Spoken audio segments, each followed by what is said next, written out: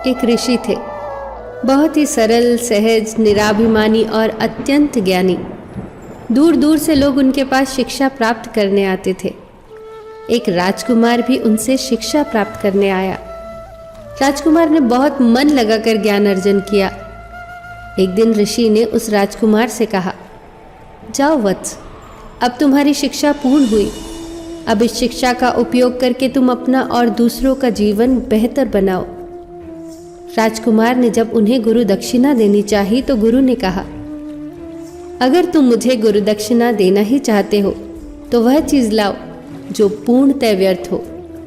इस पर राजकुमार ने मन ही मन सोचा, गुरु अगर मांगते तो मैं उन्हें कुछ भी दे सकता था। ये गुरु ने क्या मांग लिया? ये तो बिल्कुल आसान चीज है भेंट में देने को।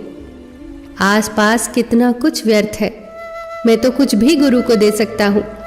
यह सोचकर उसने मिट्टी उठाने के लिए जैसे ही हाथ बढ़ाया तो मिट्टी बोल उठी, ठहर मनुष्य, यह क्या कर रहा है?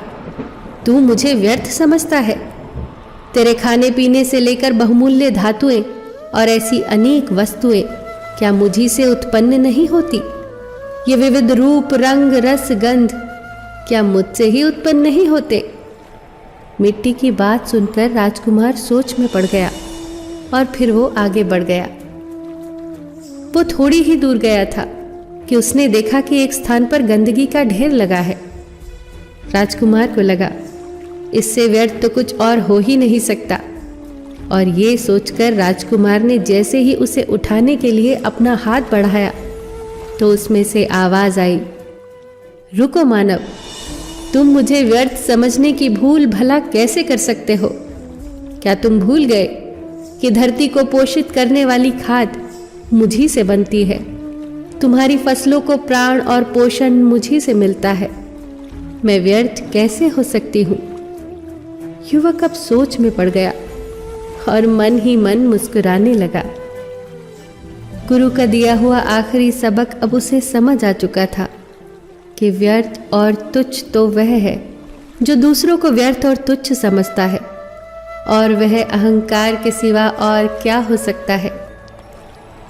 राजकुमार तत्काल ही ऋषि के पास जाकर बोले, गुरुवर, मैं अपना अहंकार आपके चरणों में रखता हूँ। आप मुझे आशीर्वाद दीजिए कि आपके द्वारा प्राप्त ज्ञान को मैं प्रजा की सेवा में लगा सकूं। गुरु बहुत प्रसन्न हुए क्योंकि उनके शिष्य की शिक्षा अब सही मायनों में सार्थक हो चुकी थी।